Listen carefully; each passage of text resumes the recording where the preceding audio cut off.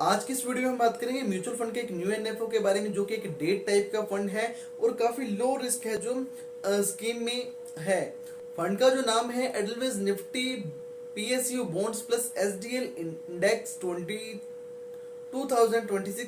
Scheme का नाम है। स्कीम के बारे में जानने से पहले हम पीएसयू बॉन्ड्स के बारे में और एसडीएल के बारे में जान लेते हैं। पीएसयू यानी कि पब्लिक सेक्टर अंडरटेकिंग, तो जो कंपनीज पब्लिक सेक्टर यानी कि गवर्नमेंट कंपनीज हैं जो, और उनके जो बॉन्ड्स में इन्वेस्टमेंट रहेगी, और प्लस जो एसडीएल एसडीएल की अगर हम बात करें तो स्टेट डेवलपमेंट लोन यानी कि जो स्टेट जो है इशू करेगी बॉन्ड्स को, उन बॉन्ड्स में जो है इन्वेस्टमेंट रहेगी। यानी कि जो स्टेट होती है अपने बजट को मेट करने के लिए, बोरोइंग लेने के लिए, स्टेट में डेवलपमेंट करने के लिए जो है लोन लेती है, यानी कि इंटरेस्ट पे ब्याज लेती है एक मैच्योरिटी के लिए, एक टाइम पीरियड के लिए। तो एक टाइम पीरियड के बाद है जो स्टेट गवर्नमेंट होती है उसको जो है जो मनी होती है, जितनी भी उन्होंने लोन के रूप में ली होती है, वो उनको जो है रिटर्न करनी होती है जिस भी कंपनी से, जिस भी स्कीम से उन्होंने ली होती है। यानी कि जो हम इन्वेस्टमेंट करेंगे अगर Edelweiss Nifty PSU bonds plus SDL index 2026 index fund में, तो जो वो इन्वेस्टमेंट रहेगी वो पीएसयू बॉन्ड्स में, और जो है एसडीएल स्टेट डेवलपमेंट लोन की जो सिक्योरिटीज होंगी, जो बॉन्ड्स होंगे, उन सिक्योरिटीज में रहेगी। तो स्कीम में जो रिस्क है वो काफी लो रहेगा, क्योंकि गवर्नमेंट सिक्योरिटीज में जो है इन्वेस्टमेंट रह रही है। और अगर हम बात करें अभी तक की जो रिटर्न्स रही है Nifty PSU bonds plus SDL index fund की, तो वो रही है नियर अबाउट 6.2% के आसपास जो है जनवरी 21 तक जो है रिटर्न्स रही हैं। तो जो स्कीम में रिस्क रहता है वो काफी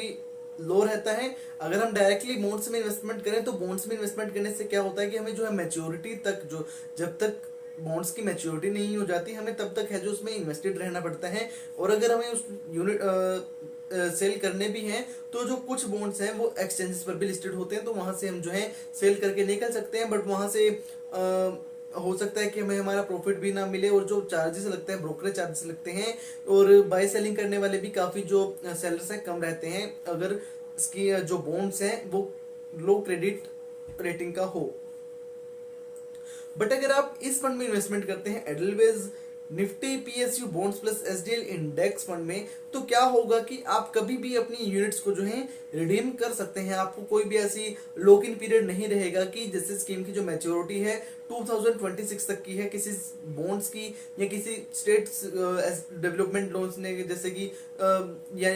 तो किसी एसडीएल बॉन्ड की मैच्योरिटी है जो 2026 तक की है, तो आप 2026 तक जो है आपकी इन्वेस्टमेंट लॉक रहेगी। ऐसा कुछ नहीं होगा। जब भी आप अपनी यूनिट्स रिडीम करना चाहें आप उस टाइम भी अपनी यूनिट्स रिडीम कर सकते हैं। तो ये बेनिफिट है जो आपको यहाँ पर मिलने वाला है। तो चलिए बात कर लेते हैं एनएफओ की कुछ डिटेल्स के बारे में। तो स्कीम का जो इशू है वो 10 मार्च से सब्सक्रिप्शन के लिए ओपन हो जाएगा, और 16 मार्च तक है जो सब्सक्रिप्शन के लिए ओपन रहेगा। तो 16 मार्च तक जो भी investor during NFO period investment करना चाहते हैं वो इन्वेस्टमेंट कर सकते हैं। और अगर आप किसी भी टाइप की इन्वेस्टमेंट एडवाइजरी चाहते हैं, अपना डीमैट अकाउंट ओपन करवाना चाहते हैं, तो स्क्रीन पर दिए गए नंबर पर हमसे कॉन्टैक्ट कर सकते हैं। डिस्क्रिप्शन में मैं डीमैट अकाउंट का लिंक दे दूंगा, आप वहां से अपना डीमैट अकाउंट है जो ओपन कर सकते हैं। और अगर हम बात करें तो अभी कुछ टाइम पहले ही Nippon India Nifty CPSC bond plus SDL index fund का जो ईटीएफ है वो भी अभी मार्केट में आया था, तो उसकी भी परफॉर्मेंस काफी अच्छी रही है।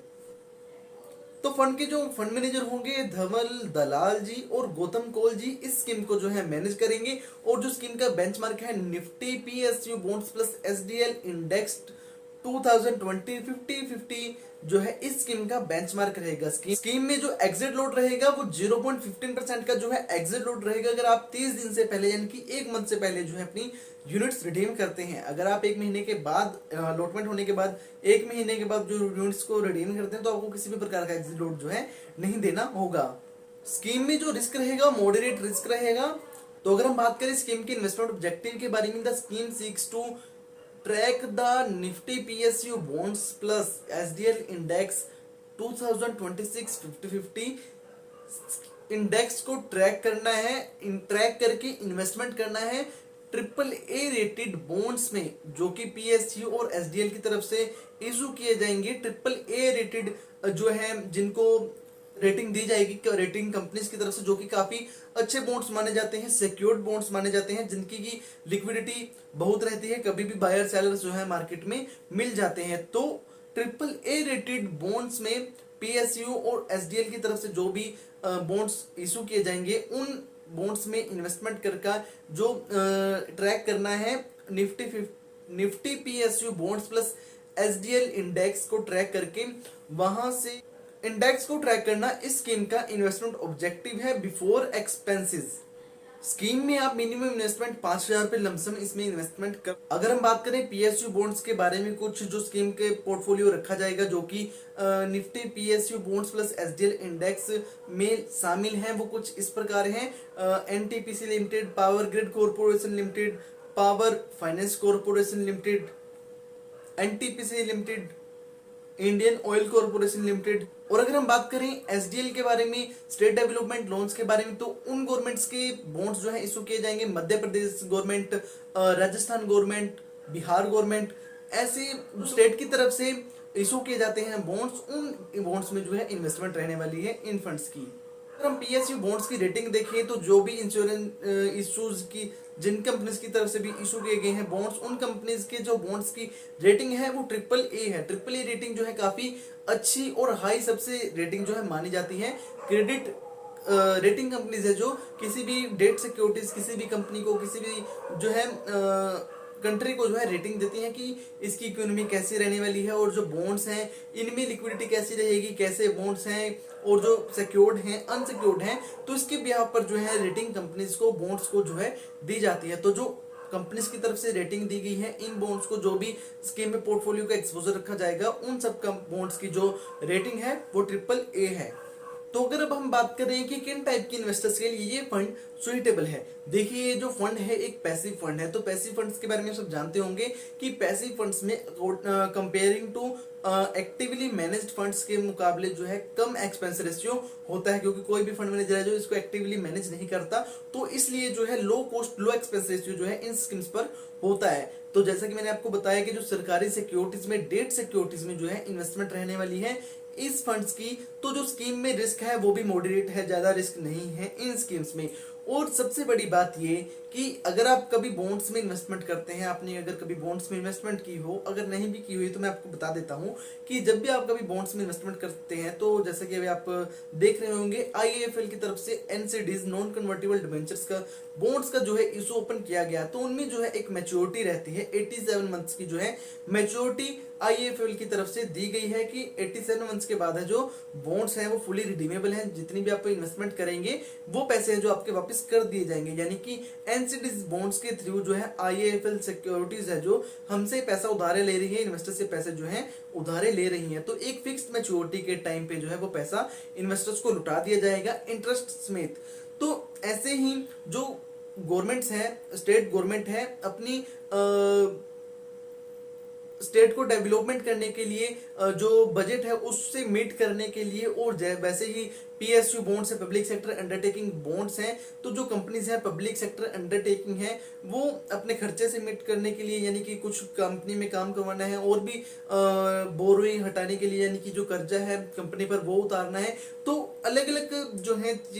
तरीके से जितनी भी जरूरत है जो कंपनी को होती है, तो उसके हिसाब से जो है बॉन्ड्स का इशू किया जाता है, और एक फिक्स्ड मैच्योरिटी टाइम पर है जो इंटरेस्ट समेत है, जो वो पैसे जो है इन्वेस्टर्स को रिटर्न करने होते हैं। तो ऐसे में अगर आप बॉन्ड्स में डायरेक्टली इन्वेस्टमेंट करते हैं तो आपको जो है फिक्स्ड मैच्योरिटी एक टेन्योर पीरियड रखना होगा, यानी कि आपकी जो इन्वेस्टमेंट है वो लॉक हो जाएगी। देखिए वैसे तो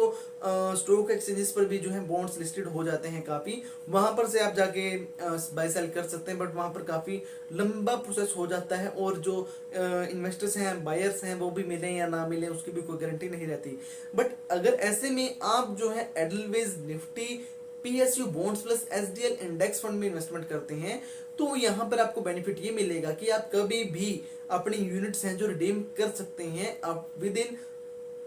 1 ईयर, 1 मंथ और 15 डेज। बट 1 मंथ से पहले आप ध्यान रखिए कि अगर आप अपनी यूनिट्स रिडीम करते हैं तो आपको 0.15% का जो है एक्स लोड भी देना होगा। तो ये काफी अच्छा जो है आपको यहाँ पर बेनिफिट मिल रहा है कि कोई भी आपको लॉक इन पीरियड नहीं मिल रहा, और जो आपको बेनिफिट मिल रहा है, रिटर्न्स मिल रही हैं, वो बॉन्ड्स में इन्वेस्टमेंट जैसे आप करेंगे तो ठीक उसी प्रकार है जो आपको रिटर्न्स वहां से मिल रही हैं। हाँ, थोड़ा बहुत जो है